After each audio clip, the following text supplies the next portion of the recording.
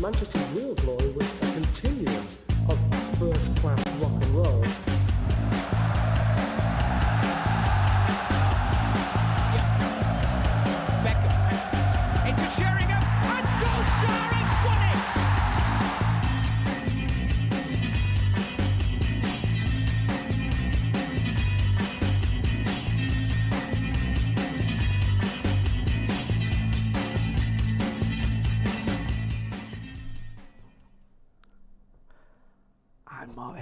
That's Scotty, but we've got to keep it down. Oh, you woke up? Sorry, bro. You okay? Yeah, I'm good. How's it going, bro?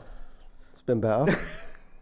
Just having a little power nap, weren't you? I had a power nap. Prepare yourself for the absolute plethora of fun. I spent Friday evening. I spent Friday evening in A&E. I spent Saturday evening in A&E. Yeah. And if that wasn't bad enough, I had to sit through that shit yesterday, which was the worst of the 3 days. I mean, we're going to get to that. We're going to talk about the fact that, top 4 races now back on because we've made it back on. So we'll be getting into all that. We like to keep it interesting at Manchester United, don't we? So make sure you get involved in the comments and the chat. Also, as well, right, for our Patreon viewers, subscribers, we've started doing this little radio show, haven't we? Yeah, we've put the first 2 of them out on... So everybody can listen to them just to give them a taster. But loads of people have been listening to it and getting in touch. So the patrons are getting... value for that £2 a month. It's less than a coffee a month. You're getting, just to do a little bit of a plug here, you're getting this radio show thing we've done, getting articles as well, and I've actually done a couple of articles in the last few weeks. I'm proud of myself because I'm usually a nightmare for it. Not absolutely, I just keep forgetting all loads of stuff going on. But yeah, we've got articles and we've got videos as well. So there is extra content on the Patreon, but obviously this is the place to be if you're not on the Patreon. We'll talk about all things Manchester United. Good to see Jacoya Trot, Big Dave and Whitterbird on the chat already. Make sure you're hitting that like button as well, please, people. Scotty, yes, you're a pragmatist. It was a cynic at the beginning of the season. You are, well, I'm going to say, some would say you're a cynic. Yeah. Yeah? I would say you're a pragmatist. Yeah. You're always sort of using logic and questioning things, which annoys me. When I want to get carried away, when we win back-to-back games and declare we're going to win the lot, you usually bring back down to earth and point out, we've just beat Bournemouth at home, just about. Let's not call it, 21 is coming just yet. And I'm going, what's the matter with you? And then before you know it, we're struggling to top 4. Are you concerned with our recent run of form? Because post-Carabao, it's been poor. Yes. I think the problems are what we've been expecting all season. Yeah. The squad depth has been worrisome, and I think it's miraculous where we are, what we've won and where we are in the league and where we are in the FA Cup and Europa League. I think that's beyond any sort of reasonable fans' expectations at the beginning of the season. So you can sort of expect that injuries, suspensions, you look at Eriksen and Casemiro, I think we're tragically missing them. We've been ridiculously reliant on Marcus Rashford and goals. You've just got to look at Newcastle, 14 goals ahead of us, maybe 16 goals ahead of us now in goal difference. So that's worrying. Yeah. It's positive that I think the closest team to us, aside from Newcastle, is Spurs. So that's all. They play tonight. They play tonight. Yeah, but if they fail to, if they draw against Everton, then I think they move above us. But I'm not too concerned about Tottenham Hotspur getting top 4. Yeah. But it's.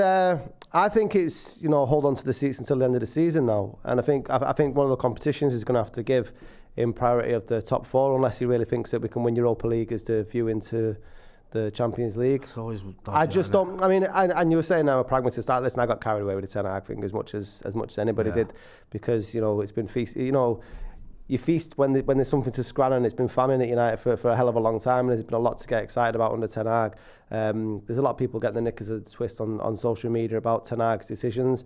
I questioned him yesterday, but I mean, how many games this season have we played rubbish in the first half, and he's made certain substitutions, and they've come off, and we changed the game in the second half.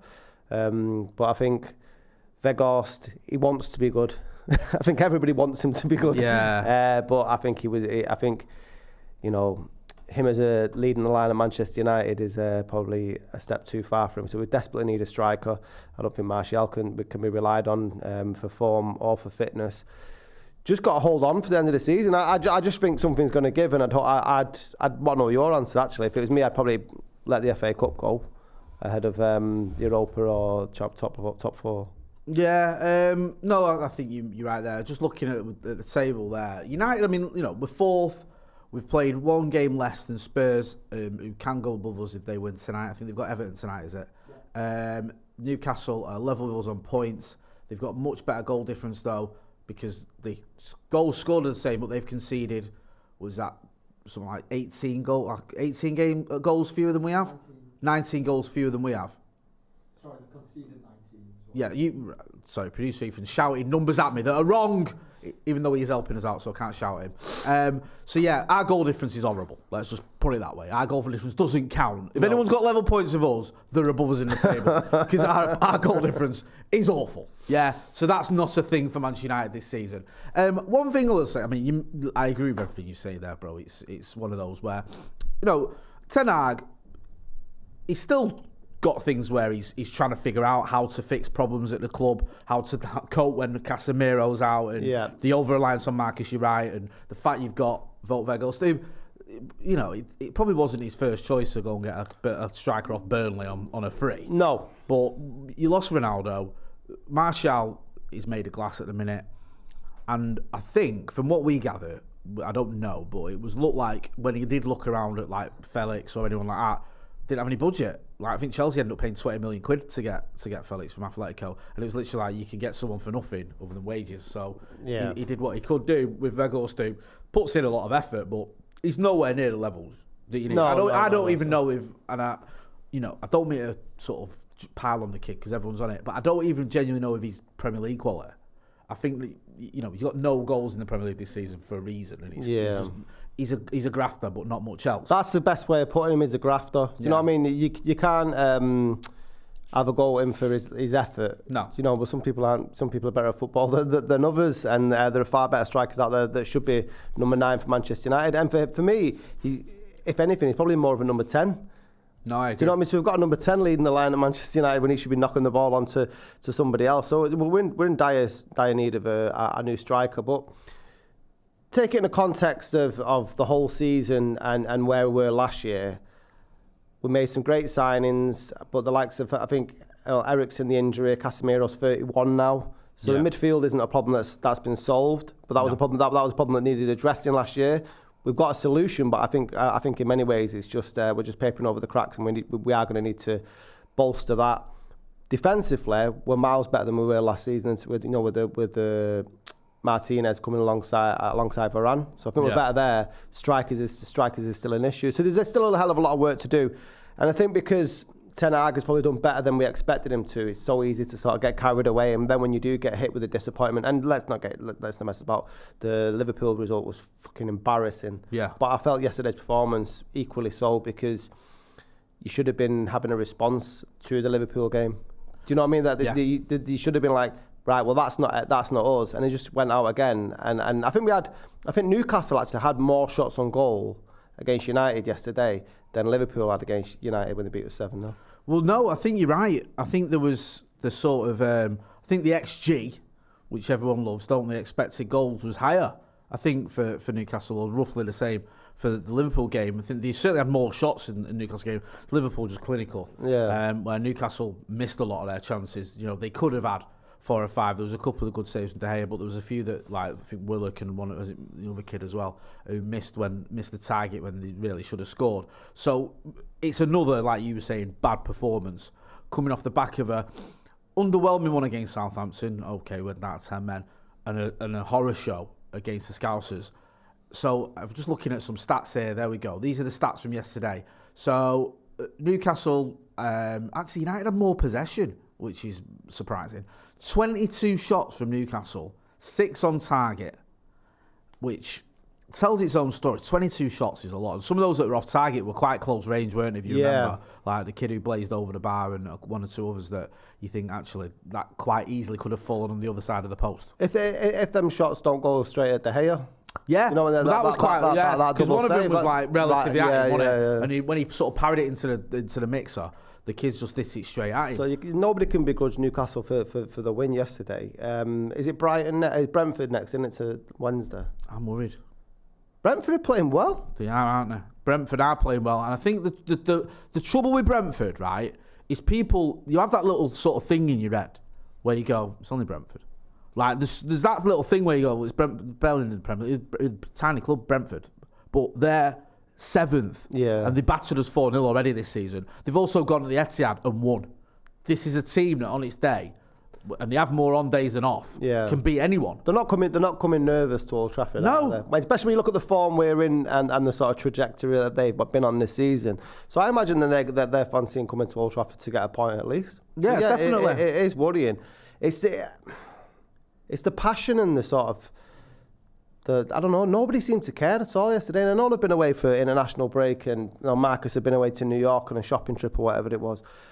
I was disappointed in him yesterday, whether he's carrying injury or not. I thought there was very little in him yesterday. And I know he's been carrying United. Didn't have that spark, did he? No, but nobody did across the 11. Anthony was probably our best player, and he only played 60 minutes of the game. Yeah.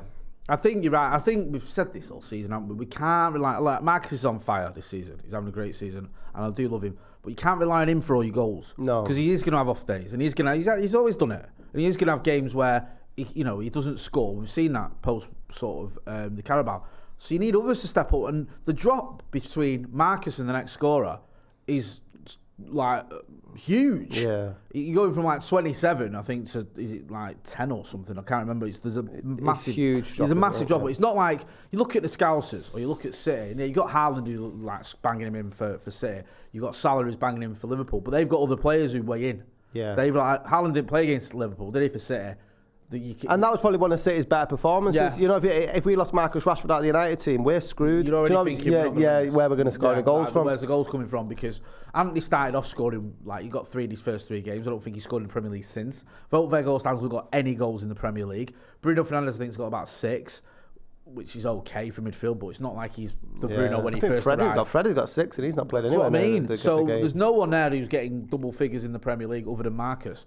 Anthony Martial, who's, Joe made the point earlier on the podcast, his goals per night is good, but it's no good when you're only playing 6 games in a season. Yeah. Do you know what I mean? It looks all right, he's every 80 minutes he gets a goal, but he's only playing every 80 minutes every 3 months at this rate.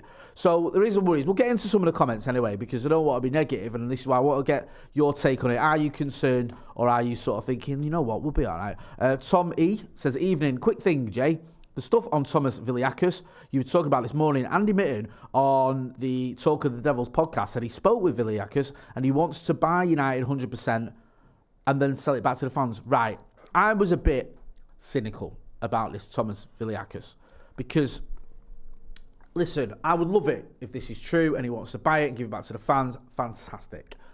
But it seemed a bit wishy-washy, his idea. It seemed a bit unrealistic. And it seemed like he was... Forgive me if I'm getting this wrong, but what I gather is he's got some money, like half of what the Glazers want. So I'll put up half, and the fans can get together and put the other half in. Or there's another suggestion where he'll put up some, Sheikh Jassim will put up some, so Jim Ratcliffe will put up some, and they'll all own it together. It seems like that's so far detached from any semblance of reality that it's almost meaningless. Yeah. Now you've got to have a dream. You can be ambitious, you can be, hopeful and think, you know what, this is in an ideal world, this is what I want to happen, why can't we hope for this, yeah? I get that, but you have to have a bit of realism there, and you have to ask yourself the questions. Is Sir Jim Ratcliffe going to go, like, 3s up on the club with Sheikh Jassim and this Thomas Viliakis kid? No. Are the fans going to pull together and come up with £3 billion? No. So it does seem, I know we had the Red Knights a few years ago, but it does seem like this isn't likely to happen. It's not plausible, is it? I just can't see it. And when I read it, I only briefly read the sort of bullet points, and I was like, yeah, this sounds like the sort of cat I want. And then you read the smaller print, and then I deleted my tweet because... because everyone's like, so many times. Yeah, because everyone goes, oh, you've had a howler I've there. done it where I read the headline, tweeted, and then realised, there's a bit at the bottom that contradicts everything the headline says. Yeah. So I better delete it. Or worse is, you ever quoted a parody account? I did that one. Quoted a parody. State of this whopper. And then I realised it's a joke. And I was like, right, delete that. Yeah. I don't business me. I'll delete tweets straight away. I'm not like, I've already tweeted it now and it's got a load of likes. Forget that. If it's wrong, I'll delete it. Brian Casey makes a great point. This team is just burnt out. We've overachieved compared to what we expected after last season. Summer can't come soon enough, and we get some new players in to strengthen the squad. fatigue's a thing, innit? Yes. Like, I know, because it annoys when people say, well, they're paid 180 grand a week or whatever. Like, if you're playing every 3 days and you're not used to it, you're going to be tired. You can't make yourself not tired just because you got a load of money in the bank. That's not how life works. It's like when people say you're depressed and you've got money. Why are you depressed? You've got money. That's not how depression works. Do you know what I mean? Like, you can't, like, I know you can help me say, if you've got a lot of money, you've got less money worries. Or you can but it's not that simple as just because you've got money, everything's all right. And it's the same with, like, fatigue. Just because you're a top level player who earns a lot of money doesn't mean you can't get tired. And it is a lot of games every 3 days, especially when you look at some of these games. It's like, you'll fly to Barcelona, play a game, fly back, another game. Plus the nature of the games, just mentally, is every game's almost must win. Yes, and it's been that way. It's been that for a while as well, hasn't it? Because the cup games are literally must win. Which is why you're out of the cup, and they're all big games. Barcelona, another Europa League last 16 game. Now we've got a quarter final Europa League. Then you've got the FA Cup, the 6th round of quarters. Carabao Cup final. Carabao Cup final. Thank you. Then you've got we've got Liverpool game. We've got the Newcastle game. You know what I mean? The big games aren't in the league. So it's like every game is a big one. So I do feel like there's some truth in that fatigue, because I look at the players and I do see some of them, not all of them, some of them look a bit leggy. Yeah, and just to touch on that, and then I'll bring another point. But if you look at like Marcus Rashford and you think like he's scoring goals every week, and we've all had jobs where we might have been grafting our arse off and the rest of the team, I'm not saying haven't, but he must sort of weigh that, I wish one of these had scored goals. Because there is a pressure that comes with being the sort of goal scorer by such a margin.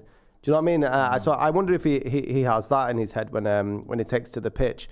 But I wanted to ask you about the away form, because United haven't beat any of the top 9 that they've played away from home all season. And you know what the sad thing is about this, Scotty?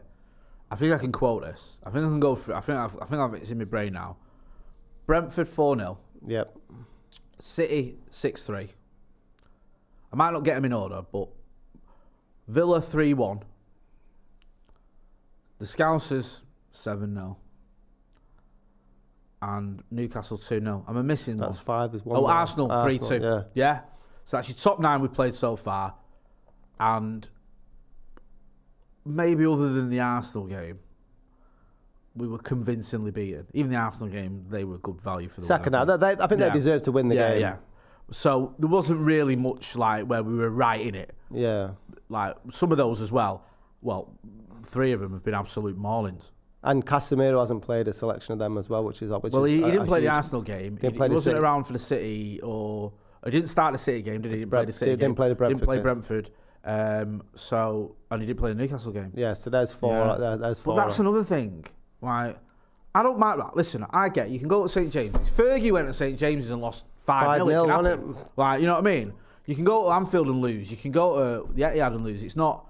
There's not. Is it worrying though? Shameful. It's the nature of these losses, because and the consistency of them. Wasn't that like that was the thing everyone used to hit back with me when I was concerned about Solskjaer, saying his away records. We're winning all his away games. But the home form's shite, and we're nowhere in the league. What do you put that down to then? Because that can't be fatigue if there's a pattern over the space of the season. What's that down to? I think the Casemiro element matters, because he's so important to us, and those games we've mentioned, he's missed nearly all of them. And I think even the Anfield one, he looked like he was injured. He looked right, did he? I think there is mentally something that goes on when we go a goal behind away from home. If you noticed, if we go a goal behind at home, we rally. Leeds went 2-0 up, and I was amazed we didn't win that game. I was convinced we'd win it. And we got back to 2-2. And then we should have won it really at the end. Varane with the header and a couple of other chances. But we at Old Trafford, you have that belief. You've got the crowd obviously behind you. But it seems to be like the players think, we'll be all right here. We can do this. It seems like the opposite away from home, where we're conceding a goal and already it's panic stations. Yeah. It's like, oh God, this could be a, like, what do we do here? We just switch off. And it's, you saw it. The Brentford game was a warning for us. How quickly a game can unravel when your heads drop. Because they scored goal after goal after goal after goal, didn't they? In like half an hour, it was like 4-0. But Brentford, in some ways, sort of was foreboding our season, really, wasn't it? Great word, foreboding. Yeah, because you thought, okay, after that, we bought Casemiro, we bought Anthony, we had that, we beat the Scousers, we beat Arsenal. You think, okay, but these were home games. Then you have that wake up against City, which could have been at one point 10-0. Yeah. Like they were, I think, was it 5-0 up or whatever at half time or something around there? And I'm thinking this could be like record breaking defeat. I was actually relieved we lost 6-3, which says it all. But there is an element of the heads dropping, isn't there, where we do seem to fall apart.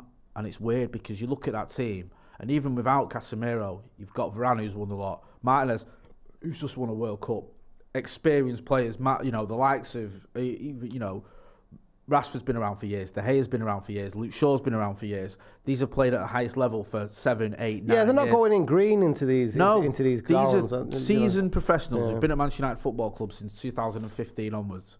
Well, Luke Shaw's case, 2014. De Gea's, 2011. So it's not like you said, they're not green, they're not youngsters. Yet they act like youngsters sometimes because it's like they panic or their heads drop or they sulk. Yeah, I mean, well has lessons been learned then since the Brentford game in terms of away? Because surely that's got to be Ten Hag's. Is there anything down to Ten Hag with what he's? Is there any? Is there any? Is it take some responsibility? And I think he'll know himself that he's not blameless, and he's not going to the manager gets a pass. Do you think there's a naivety? I do think for the City game there was a naivety. When we started with Eriksen in midfield, was it Eriksen, McTominay and Bruno? Yeah. I was amazed at that. When you got Casemiro sat on the bench, I thought he won't do this again, and he didn't. But I think he realised, like, you can't rely. I love a Christian Eriksen, I know you do, but he's not the guy to stick a foot in. And Kevin De Bruyne running through your midfield. Well, yesterday's midfield was similar, wasn't it? Just replacing Sabitzer for Eriksen, and it was a similar story yesterday. Yeah, I think there is that part of it where perhaps he does put a little bit too much faith in certain players. I do feel like some of it, like the nature, like the Anfield one, the nature of that, I don't necessarily know how much of that is his fault, because I look at that team and I think Casemiro started.